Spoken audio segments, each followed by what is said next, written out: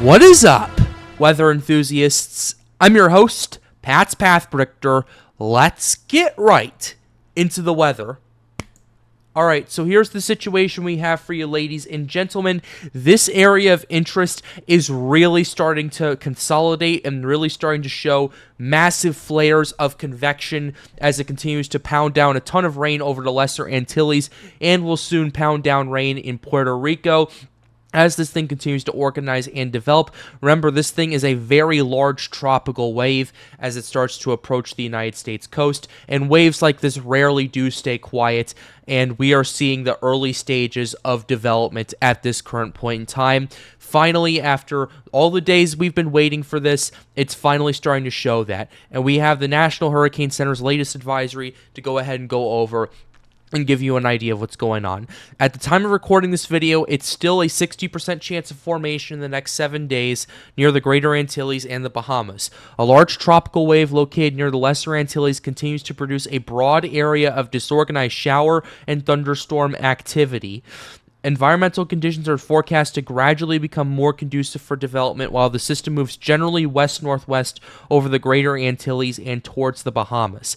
A tropical depression could form by this weekend while the system is in the vicinity of the Greater Antilles, Bahamas, or near Florida. Interest in those areas should monitor the progress of the system. Once again, we have a 60% chance of formation in the next 7 days, 0% in the next 48 hours. I highly expect that's not going to hold, and I fully expect that 48-hour chance to start to increase as time continues to go on. But if we go ahead and go back to the satellite imagery, I want to go ahead and go back very quickly just to kind of zoom in on this a little bit to the central Atlantic, at least for what we have right here.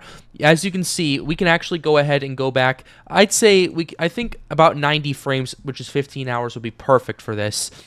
To kind of give you the evolution of this. So you saw this thing start to consolidate. You saw a ton of convection continuing to burst up. Some of it's been dying off. Some of it's been sustaining. It's been pretty interesting, to say the very least. I want to go ahead and go even further back. Yeah, you saw this convection starting to fire up yesterday afternoon as it finally started entering some better conditions for development. And this is continuing to organize and ramp up in convection right here. And I want to go ahead and highlight this because I think it's very important to tell you this. This isn't even where the MJO is. The MJO hasn't even kicked in yet where this system's at. Right now, it's over the Eastern Pacific and the extreme western part of the Gulf of Mexico. When the MJO kicks in, expect all that convection to flare up even more and expect this to organize at a very quick pace, because what the MJO typically tends to do is it increases convection wherever it's going. We're already seeing this in the Eastern Pacific right here. We are seeing several areas of interest. This is because the MJO is heavily influencing this. We have a tropical depression. We have 2 areas of interest. We have a 95L and a new area of interest that will likely develop in the next little while, and that's because the MJO is influencing the Eastern Pacific right here, and it is surging towards the Atlantic, and it is expected to stay there at least for the first 3 weeks of August. So that's stuff we need to pay attention to, and once the MJO and this tropical wave meet, expect convection to fire up on all cylinders, and expect for this thing to rapidly organize and potentially rapidly strengthen if it ends up developing, because it's going to move into better and better and better conditions for development. But in the meantime, I also want to go ahead and zoom out a little bit and show you a couple more images, areas of satellite imagery, at least for the last 30 frames, which is the last 5 hours. So we're going to start with the true color right here. True color, you're really starting to see this convection flare up on the satellite imagery right there. You're not seeing really that much Sahara dust at this current point in time. There is still some dry air over the Atlantic Ocean, but that's going to become less and less Sahara dust related, and that's going to eventually get mixed out as more and more tropical waves continue to come off the coast of Africa. Speaking of which, we have another pretty strong tropical wave coming off the coast of Africa right now. It is not going to really be showing signs of development in the next little while, but I've been monitoring it, and things could get pretty interesting in regards to that. I don't know 100% if that's going to end up developing into anything. We're going to have to keep very close tabs on it, but regardless, hurricane season's waking up, ladies and gentlemen. We had Beryl, we had a couple other name systems, Alberto and Chris, which ended up being relatively weak, and now we're finally seeing the second act of hurricane season, which will go from pretty much now until October. So everyone needs to pay very close attention to this. And the last thing I'll show you is the water vapor imagery. As you can see, there is still a lot of dry air in the eastern Atlantic Ocean. However, a lot of it's getting mixed out by these tropical waves and the intertropical convergence zone. And where this wave is, there used to be a ton of dry air over here. Let's go ahead and go back to 24 hours ago, just to show you that it's really been mixing out all this moisture. Well, not this dry air moisture, but it's been mixing out all this dry air and producing a ton of moisture, which is why you're now seeing a ton of convection flare up.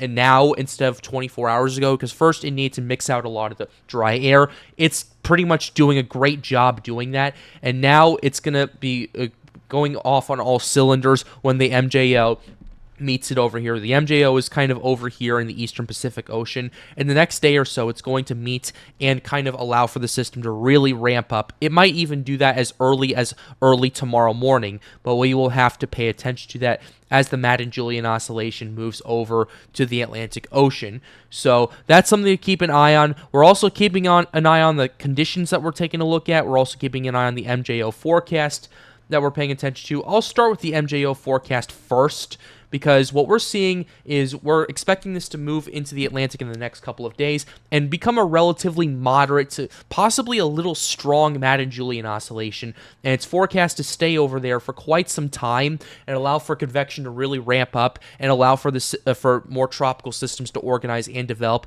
especially in the Atlantic Basin, the Caribbean Sea, and possibly the Gulf of Mexico. The MDR may not be open for business just yet, but still, we'll have to pay attention to it, even though the Climate Prediction Center does anticipate a much greater chance of tropical development in those regions than before. But regardless, all things to keep an eye on. We're going to go ahead and show you the conditions that this thing is going to be working with. Let's start with the global sea surface temperatures. Where this is at right now, it's in an area of around 29 degrees Celsius of water, which is about 84 degrees Fahrenheit for those of you tuning in from the United States. It's moved into very warm waters, which is part of the reason why you're seeing all that convection firing up all of a sudden and mixing out all that dry air, because now it's going to be taking full advantage of that very warm water. And honestly, this whole setup where this tropical wave is kind of reminds me of what Hurricane Isaias did back in 2020, because it started to organize around the Lesser Antilles and Puerto Rico, and then became a Category 1 hurricane as it approached the Bahamas, and then it weakened down to a tropical storm due to wind shear, and then the wind shear unexpectedly collapsed, and this thing strengthened up from a 65-mile-per-hour tropical storm into a Category 1 hurricane with winds of 90 miles per hour as it made landfall in North Carolina. So this is kind of a similar setup right here that we're going to have to keep very close tabs on. But regardless of that, we're still seeing extremely warm global sea surface temperatures in the Atlantic. In the Gulf of Mexico, it's absolutely going bonkers over here. We're seeing 31 to 32 degrees Celsius waters across much of the eastern Gulf, which is about 88 to 90 degrees Fahrenheit. For those of you tuning in from the United States, tuning in from Florida, a little worried about that. So yeah, it's quite the interesting setup that we have going on. And we can go ahead and show you the climate reanalyzer. The temperatures are continuing to surge. We're getting close to pretty much the point last year. This was at 25 degrees at this point last year. This is about 0.2 degrees below that. This is either going to meet or beat it, or barely fall short of this. Regardless, it's still going to be very warm waters. It's already surpassed the 2022. It's actually come very close to surpassing the 2022 global sea surface temperatures, and that's fully expected to do that. We can go ahead and show you the sea surface temperature anomalies. This is one of the areas I'm concerned about right here up in the subtropical Atlantic. Not because I think tropical development's necessarily going to happen there, but because what that's going to do, coupled with the fact that we're seeing a ENSO region that is at least neutral across that area. It's going to strengthen the steering currents and weaken the trade winds and allow for more and more systems to fire up on all cylinders. Matter of fact, we can go ahead and show you what we're looking at. And ladies and gentlemen, regions 3 and 4 are now below negative 0.51 right here. They're now below that negative 0.5 threshold for a La Nina. So this is essentially, at least technically, in a La Nina at this current point in time. As of July 31st, 2024, we have our first La Nina reading for regions 3 and 4, and we continue to see that La Nina reading in regions 1 and 2, where we're about negative 1.14 degrees below average. So ultimately, we're seeing that kind of collapse, especially in regions 3 and 4. It has not stopped in the last couple of days, and granted, this could kind of roller coaster back up a couple tenths of a degree, and get maybe like to the negative 0.3. But after that, it's going to continue trending down, down, down, as it has been for the last few weeks since early July. It got up to about a positive 0.2 before it started trending down, down, down. And now we got some pretty interesting setups to pay attention to right here. Region 3 has been really leading the charge in terms of this collapse. Region 4 has been kind of holding steady or increasing a little bit. I think that's going to continue to show signs of a potential collapse right there, but we're going to have to pay attention to that as we get more information out. But mark the day, July 31st, 2024, where we are at least technically in a La Nina, which we're not going to be officially in a La Nina unless this thing holds for a month straight, which would be August 31st. So when that happens, that's going to ultimately be our indicator of if this thing is going to end up being a La Nina or not at this current point. The next couple of months are going to make or break this whole ENSO region right here, and that's why I'm highlighting it, because typically what you see is what you want for a active hurricane season is a weak to neutral, a negative neutral phase in the ENSO region. Because if it becomes too strong of a La Nina, what it ends up doing is it strengthens the steering currents way too much and keeps systems outside of the continental United States, keeps them in the MDR, keeps them in the Caribbean Sea, and then has them affecting Central American countries. We saw that in 2007.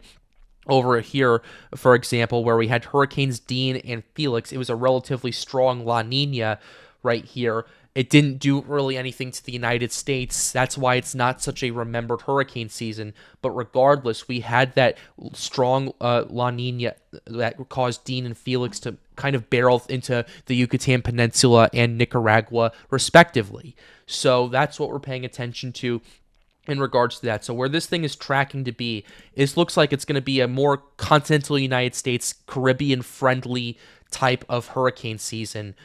In the terms of, it's not going to be really passive like it was last year, where everything stayed in the Atlantic Basin because the steering currents were too weak, but rather you're going to see more systems drive into the greater Antilles, drive into the Caribbean, and drive into the continental United States than in the last few years. So we're going to have to pay attention to that at this current point in time. Ocean heat content really still being very insane right here. We can give you a updated plot for today.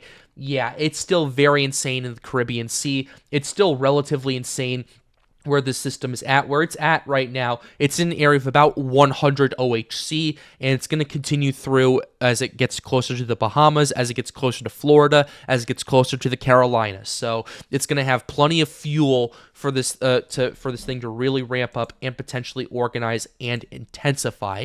So we're going to have to pay very, very close attention to that right now. So let's go ahead and show you the wind shear. The wind shear, where it's heading, it's going to be in some really good conditions for development. Where it's at right now, it's in an area of supposedly 20 to 25 knots of wind shear, but some of this can be attributed to, the system starting to organize. It doesn't exactly have outflow yet. It doesn't appear to really be affecting the development of the system. You can go ahead and go back to the satellite imagery. It's not really displacing much of the convection anywhere, really. So it's not really doing that much, and it's far enough north to keep this thing healthy and keep this thing starting to show signs of robust organization and robust intensification possibly. So we're going to have to keep an eye on it. But regardless, where it's going to be entering in is some really good wind shear conditions for this thing to take full advantage of and develop. If it wants to develop in the next 48 hours, it definitely could. It's just going to depend on if there's really any infighting in association with this. Like there's one low pressure system at a lower level about 100 miles away from a low pressure system at an upper level. So ultimately that's something we're going to have to keep very close tabs on. But regardless, that kind of thing right there, I'm not too concerned about. It looks to me that it's going to start developing that low-level circulation in the next little bit, and it's going to stay healthy, it's going to stay organized, it's going to stay pretty happy as it approaches the Bahamas, and that's pretty much what we're seeing at this current point in time. We're going to go ahead and show you the shear and the moisture forecast going forward, just to kind of give you a glimpse of what we're looking at with the system over here. So let's go ahead and show you the shear forecast. The shear really decreases. What shear that's left over the Atlantic basin, it just completely collapses and allows for the system to organize and quickly develop. There is some quote-unquote shear here, but that can be attributed to enhancing the outflow right there. So we're going to have to keep close tabs on it. But regardless, it's going to be in a very low sheared environment as it starts to organize and develop as it approaches potentially Florida and the Carolinas. Now, the main question right here is this thing going to make landfall, or is this ridge right here going to push it out to sea? The big question is going to really depend on timing.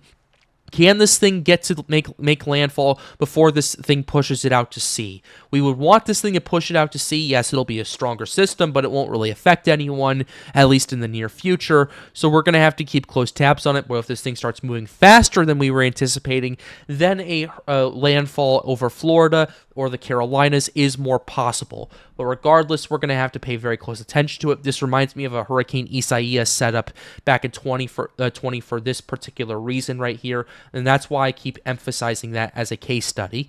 Let's go ahead and show you the moisture forecast, because yes, it is mixing out a ton of dry air right now, and what's doing is it's forming a huge moisture pocket right now for this thing to organize and develop, and that moisture pocket is going to allow for that to pretty much have enough capital to play with for it to start to organize and develop. It's already doing that right now with even before the MJO is kicking in. It's mixing out a ton of dry air at this current point, and because there's going to be a low wind shear, that's going to and it's not going to allow for this thing to really just the words I can describe it is, feed dry air into the system. It's not going to choke it off. It's not going to kill it or anything like that. And it's going to allow for this moisture pocket to persist and allow for tropical development to initiate at pretty much anywhere from the Bahamas to the Dominican Republic. So that's what we're paying attention to right now. In my opinion, based off of everything we're seeing at this current point, I think development in the next 48 hours is somewhat possible. I'm not ruling it out because the effects of the MJO, but this system needs to organize and develop before we even consider allowing for this thing to kind of get named as a tropical system. So it needs to, first thing it needs to do is it needs to develop its circulation. It needs to develop a low-level and a mid-level circulation, and then it needs to close off its have a closed isobar on the map right here, and then it ultimately needs to pretty much have a closed low. So ultimately, that's what we need to pay attention to. And yes, it is absolutely possible that this thing could kind of complete the process in the next 48 hours, mainly because the MJO is going to kick in and really ramp this thing up in terms of convection. But from where it goes from there is going to be a little bit of a gray area, because we're seeing some models having it as a TS, a tropical storm, some have it as a hurricane. So we're going to have to pay attention to that at this current point in time. So we're going to go ahead and show you a couple of models. Here's the European model that we have pulled up for you. European wants this thing to stay off of shore. It's definitely going to bring some impacts to Florida, the Carolinas. It's going to stay close enough to shore to do that, but it's going to strengthen up into a hurricane off the coast of Delaware and then approach Canada, cause some impacts in Nova Scotia, make landfall in Newfoundland. It's been pretty consistent in regards to that last aspect for quite the while. Last one we'll show you real quickly is the GFS, because the GFS, it's having a hard time kind of organizing and allowing for this thing to work with. It still has this thing entering the Gulf of Mexico, but it's kind of having it stalled and making landfall as a hurricane in Alabama. So ultimately, that's kind of a bit of a a difference from what we were seeing with a lot of the other models that I've been paying attention to, like the Icon, the Canadian model, and the few others that we use here on the Pat's Path Predictor channel. But we're going to go ahead and keep you updated on that, and we will close the video out right here. Be sure to leave a like and subscribe to the channel if you are new. It helps us out, helps us make more videos like these. The goal of this channel, as always, is to get more people engaged with weather. Be sure to join my Patreon. Link is in the first description down below. Shout out to Daniel as our first official sponsor. I really appreciate his support, and I hope I can get some more support from you guys for the channel. And remember, if you want to come and join the Storms United Discord server, link to that is right over there. And with that being said, have a wonderful day, guys. Stay safe.